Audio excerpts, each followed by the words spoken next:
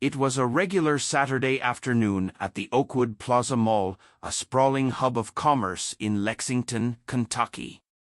Families strolled along, kids tugged at their parents' hands, and the faint aroma of pretzels and cinnamon wafted through the air. For most, it was an ordinary day. That is, until someone extraordinary walked in. A man in a sharp black blazer and jeans stepped through the automatic doors near the food court. His face, unmistakably familiar, drew quick, curious glances. He wore sunglasses and, more notably, a bright red MAGA hat that clashed starkly against the polished air of the mall. Whispers spread like wildfire. "Is that Elon Musk?"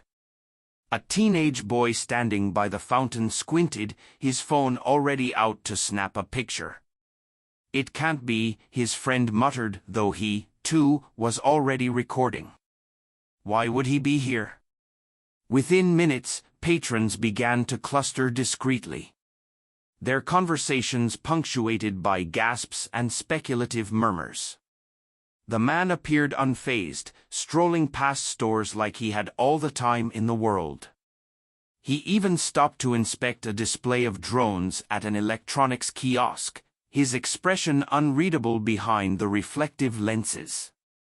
Meanwhile, in the mall's central office, John Whitaker, the manager, was wrapping up a routine briefing with his staff. Known for his no-nonsense demeanor and commitment to maintaining the mall's family-friendly image, John was meticulous about enforcing the rules. One of those rules? No political displays of any kind, especially in such a public space. A knock interrupted his meeting. It was Nancy, one of the security supervisors. "John, you might want to come out here," she said, looking more animated than usual. "We've got a bit of a situation." "What kind of situation?" John asked, already rising from his chair. Nancy hesitated. "Well, Elon Musk is here. Or someone who looks just like him, and he's wearing a MAGA hat." John blinked. "You're joking." "I wish I was." John sighed, grabbing his radio. "All right, let's handle this quickly." By the time John reached the main floor, a small crowd had formed. People craned their necks and whispered to one another, their phones capturing every second. The man had made his way to the bookstore, where he now thumbed through a book about artificial intelligence, ironically titled "The Future We Build." John's jaw tightened as he approached, his polished loafers clicking against the tiled floor. "Excuse me, sir," John began, keeping his tone even but firm. "Can I have a word with you?" The man turned slowly, lowering his sunglasses.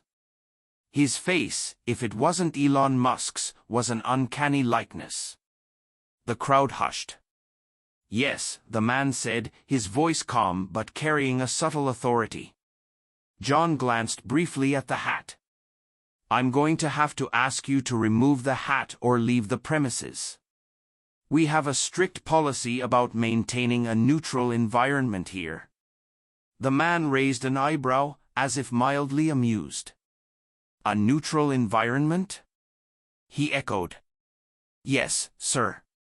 Political attire can be polarizing, and we aim to keep this mall a space where everyone feels comfortable." The man's lips curled into a faint smile. "Interesting policy," he said, not moving an inch. "But I'm afraid I have no intention of removing the hat." The murmurs among the onlookers grew louder. A few began recording the interaction more openly. John could feel the weight of their stares, the phones capturing every word. "Sir, I'm asking you politely," John said, his voice tightening. "If you refuse to comply, I'll have to involve security." The man crossed his arms, the red hat catching the light above. "Do what you have to do," he said evenly. John's hand hovered over his radio. The tension in the air thickening by the second. John's radio crackled as he called for additional security. By now, the situation had drawn a considerable crowd. Mothers with strollers paused, teenagers leaned over railings on the second floor, and even the pretzel vendor abandoned his cart to get a closer look. It felt like everyone in the mall had their phones out, live streaming or snapping photos. Within moments, 2 uniformed security guards arrived. One of them, a tall, burly man named Eric, took his place beside John, arms crossed. The other, a younger guard named Mia, looked uneasy as her eyes darted between John and the man in the red hat. The man stood his ground, calm and composed. He didn't fidget or shift. He simply waited, his expression unreadable but faintly amused. "Sir," John repeated, now with more authority. "This is your final warning. Remove the hat or leave them all." The man glanced at the guards, then back at John. "And if I don't?" he asked, his voice steady, his tone almost challenging. "Then we'll have to escort you out," Eric interjected, stepping forward slightly. "Escort me out for wearing a hat," the man said, his eyebrows raised. He chuckled lightly, shaking his head. "Do you hear yourselves?" The crowd began to murmur louder. Some voices rose above the rest. "This is ridiculous." "Let him wear the hat," shouted a middle-aged man in a denim jacket. "Yeah, he's not hurting anyone," a young woman added, holding her phone high to record, but others had a different take. "This is private property. They can enforce their rules." Someone countered from the back. "It's not about the hat, it's about keeping politics out of public spaces," another chimed in. The man took a slow step closer to John, his presence commanding yet non-threatening. "Tell me something, Mr. Manager," he said, his voice low enough that John had to lean in slightly to hear. "Is this really about the hat or is it about who you think I am?" John's breath hitched for a fraction of a second. It was a sharp question, one that hit harder than he expected. He straightened, trying to maintain his composure. "This isn't personal, sir," John said. His tone clipped. "Rules are rules." "Rules are rules," the man echoed softly, almost to himself. He took off his sunglasses, revealing piercing blue eyes that were startlingly familiar. The crowd collectively gasped as though they'd been holding their breath. "Oh my God, it is him!" someone whispered loudly. "Elon Musk!" a teenage girl shrieked, her voice breaking through the din. The man smiled faintly, but didn't confirm or deny it. He simply stood there, letting the moment hang in the air. John felt the sweat prickling at the back of his neck. This wasn't what he'd signed up for.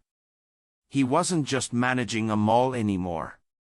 He was in the middle of a spectacle that was quickly spiraling out of control. "I'm asking you again," John said, his voice faltering slightly. "Will you remove the hat or leave?" The man's smile faded. He tilted his head slightly, as if considering something. Then, in a tone that was calm but edged with defiance, he said no. Eric reached for the man's arm, but the man took a step back, his voice rising just enough to be heard clearly over the crowd. "You're going to forcibly remove me. Go ahead, let the world see." The crowd erupted. Some cheered him on, while others gasped, their phones capturing every second. A few began shouting at the security guards to back off, while others defended the mall's policy. Mia looked nervously at John. "What do we do now?" she whispered. John hesitated, weighing his options. The situation had become a public relations nightmare. No matter what he did, someone would be angry, and the incident would be plastered all over social media by nightfall. Before he could respond, the man raised a hand, signaling for silence. The crowd gradually quieted, their attention glued to him. "Let's not make this harder than it needs to be," the man said, his voice calm but firm. He turned to John. "But before you make your decision, maybe you should hear why I'm here." The crowd leaned in. Their curiosity piqued. Even John found himself compelled to listen, despite his growing frustration. "All right," John said after a long pause. "Let's hear it. But if this is some kind of stunt, you'll understand soon enough," the man interrupted, his tone carrying a quiet confidence. The man clasped his hands together and took a deliberate step forward, his voice resonating just enough to command the attention of everyone nearby. "You all think this is about a hat," he began, glancing around the crowd, making eye contact with a few onlookers. "But it's not. It never is." The murmuring stopped. Phones stayed poised, recording every word as the crowd swelled even more, spilling into the nearby corridors and stores. Some employees leaned against counters, riveted, while others stood in their shop doorways, captivated. The man turned to John, gesturing lightly. "You're just doing your job, enforcing policies, maintaining order. I get it. But sometimes the rules we cling to do more harm than good." "Look," John interrupted, his patience thinning. "I don't know what point you're trying to make, but let me finish," the man said, raising a hand calmly but firmly. The crowd let out a collective ooh at the subtle rebuke. John bit back a retort and crossed his arms, motioning for the man to continue. The man took a deep breath, his eyes scanning the sea of faces. "Imagine this. You see someone walking down the street wearing something you disagree with. Maybe it's a hat. Maybe it's a shirt. Maybe it's just the way they look. You feel uncomfortable, so you decide they shouldn't be allowed in your space. You tell yourself it's about principles, about protecting others from discomfort, but really it's about fear. Fear of what they represent, fear of what you don't understand." The words hung in the air, sharp and unyielding. Some people nodded subtly, while others shifted uncomfortably. The tension was palpable. A voice from the crowd suddenly cut through the silence. "But why the hat? Why here?" It was a young woman in a striped sweater, her phone still aimed squarely at the man. He smiled faintly, acknowledging the question. "Good question. I'll get to that. But first," he turned back to John. "Tell me something, Mr. Manager. What do you think people are really afraid of when they see this hat?" John hesitated, caught off guard. "It's not about fear," he said, choosing his words carefully. "It's about keeping this mall neutral, like I said. Politics don't belong here." The man raised an eyebrow. "Neutrality, how interesting concept. But neutrality isn't silence, it's action. It's letting people coexist, even when it's uncomfortable." The crowd murmured again, the volume rising. A few people clapped softly, though most were still unsure where the man was going with his point. Social media comments began to flood the live streams, with opinions ranging from outrage to admiration. Nancy, the security supervisor, approached John quietly. "We're trending on Twitter," she whispered, holding up her phone. The hashtag MAGA at the mall was gaining traction with thousands of views on multiple live streams. "This is getting out of hand," John muttered, rubbing his temples. "I can't just let this go." The man, seemingly reading John's frustration, stepped forward again. "Let me make one thing clear," he said, addressing the entire crowd. "I didn't come here to make a scene. I came here for a reason. And yes, this hat is part of that reason, but it's not the reason you think. The murmurs grew louder, curiosity overtaking skepticism. Even John found himself leaning in slightly against his better judgment. "Why are you here?" someone shouted from the back. "What's the big deal?" The man smiled slightly, but his eyes betrayed a hint of something deeper, something heavier. "I'll tell you," he said. "But first, let me ask you this. What would you do if everything you thought you knew about someone changed in an instant? Would you listen, or would you shut them out because of what they were wearing?" The question lingered, the weight of it pressing down on the crowd. A few people looked away, uncomfortable, while others leaned forward, eager for the answer. John opened his mouth to respond, but before he could speak, the man reached into his pocket and pulled out a folded piece of paper. He held it up, his expression solemn. "This," he said, unfolding it slowly, "is why I'm here." The crowd surged closer, trying to catch a glimpse. Phones zoomed in, capturing every detail of the crisp document in his hands. John's stomach tightened as he squinted at the paper, trying to make out the words. "What is it?" someone shouted. The man's expression softened, and his voice dropped slightly, forcing everyone to lean in. "It's a letter," he said. "From a young woman who works here. She wrote to me asking for help, and that's exactly why I came." The crowd erupted into whispers, their curiosity reaching a fever pitch. A letter from someone at the mall? The idea seemed almost absurd. People exchanged confused glances while still clutching their phones, eager not to miss a second. John stepped closer, his arms crossed defensively. "A letter? What does that have to do with you or with this situation?"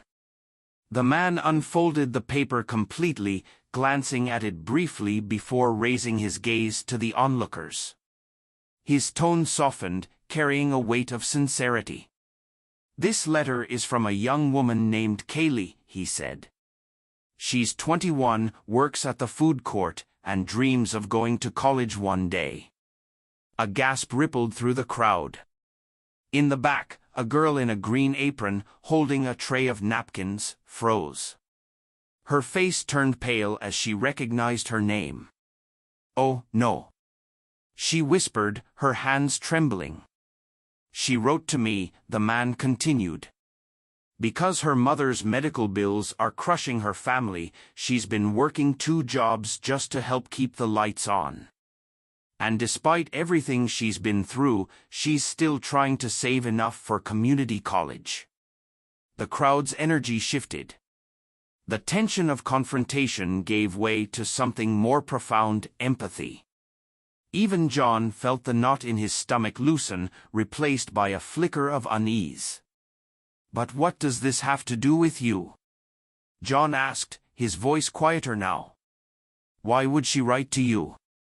The man smiled faintly, his eyes meeting John's directly. "Because she believed I could help," he said simply. He held the letter up again, gesturing toward the crowd. "Kaylee didn't just send this to anyone. She sent it to me, Elon Musk. And for the record, yes, that's exactly who I am." The crowd erupted into chaos. Some people gasped audibly, while others shouted in disbelief. Phones zoomed in on his face, comparing his features to the man they'd seen on countless news programs. A teenage boy exclaimed, "I told you it was him," while another muttered, "No way, this is insane." Even John, usually unflappable, found himself reeling. He stared at the man, now undeniably Elon Musk, struggling to process what was happening. "Wait, what?" Musk chuckled softly, shaking his head.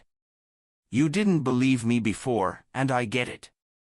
This isn't exactly a typical day at the mall." He turned back to the crowd, his voice growing steadier. "Kaylee's letter moved me. She didn't ask for money, by the way. She just asked for advice. Advice on how to balance her dreams with the weight of her family's struggles. She thought maybe I could give her some guidance. Kaylee, still frozen in the back, tried to hide behind the soda machine, but the crowd had already spotted her. Several people turned toward her, pointing and whispering. Her face burned with embarrassment. Kaylee, Musk called gently, his eyes scanning the crowd until they landed on her. You don't have to hide. Come here. She hesitated, her heart pounding. Her coworkers nudged her forward, whispering encouragements. Finally, with shaking hands, she stepped into the clearing, her green apron still tied around her waist. The crowd parted to let her through. Musk smiled warmly, handing her the letter. You were brave to write this, he said. And you were right. I want to help. Kaylee stared at him, her eyes wide with disbelief. You actually read it? She stammered. I didn't think anyone would. I did, Musk said firmly. And I came here today because I wanted to meet you in person. Tears welled in her eyes as the weight of the moment hit her. I don't understand, she said. Why would you care about someone like me? Musk placed a hand on her shoulder, his voice filled with conviction. Because people like you are the reason I do what I do. You're the future, and you deserve a chance to build something amazing. The crowd broke into applause, some wiping their eyes as they watched the emotional exchange.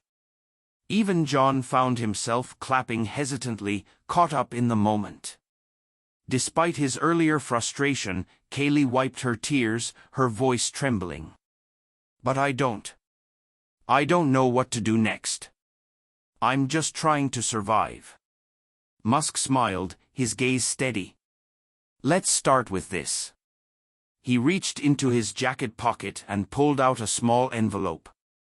This is for you. Consider it an investment in your future. Kaylee took the envelope with trembling hands, opening it cautiously. Inside was a check. She gasped audibly, covering her mouth as her eyes scanned the number. The crowd leaned in, eager to know what it said. Kaylee's voice cracked as she whispered, It's $50,000. The applause erupted again, louder this time. People cheered and whistled, their earlier tensions forgotten in the wake of the heartfelt gesture. The mall echoed with cheers and applause, a stark contrast to the tense standoff from moments before. Kaylee stood in stunned silence, clutching the envelope like it was a lifeline. Her coworkers rushed to her side, patting her back and offering congratulations. The crowd buzzed with energy, everyone eager to capture this once-in-a-lifetime event on their phones.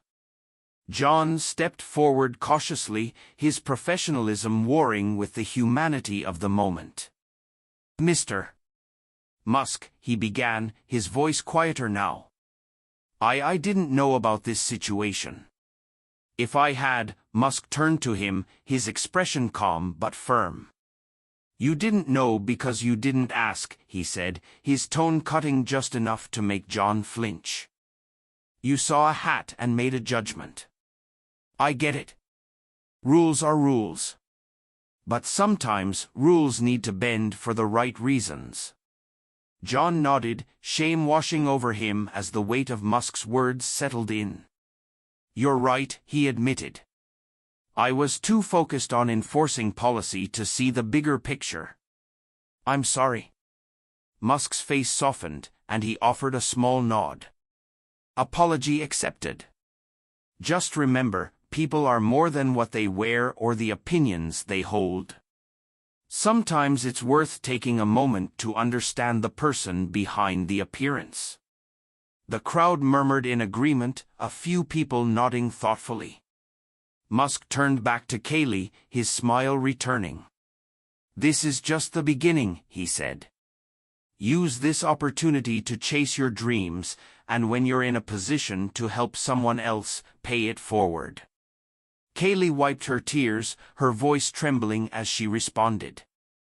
I will, I promise. As the crowd began to disperse, the energy shifted again. The event had been recorded, shared, and discussed in real time, making waves across social media platforms. News outlets quickly picked up the story, framing it as an unexpected act of kindness from one of the world's most recognizable figures. Back in his office, John scrolled through Twitter, his face pale as he read the comments. Most praised Musk for his gesture and Kaylee for her courage, but a fair share criticized John's actions, accusing him of overreach and bias. He sighed, feeling the sting of public opinion. Yet amid the negativity, one comment stood out. Sometimes we all need to be reminded to see the humanity in each other. Lessons learned today. Let's do better. That night, Kaylee sat at her kitchen table, the check still in her hands. Her mother, frail but smiling, reached over to squeeze her daughter's hand. You've always been a fighter, she said. And now you've got the chance to do something incredible. Kaylee nodded, her determination growing. She didn't know exactly what the future held, but for the first time in a long while, she felt hope. Real, tangible hope. Meanwhile, Elon Musk's departure from the mall was as understated as his entrance. He declined interviews, waved politely to fans, and slipped away without further fanfare. But his actions left a lasting impact, not just on Kaylee, but on everyone who witnessed the day's events the next morning.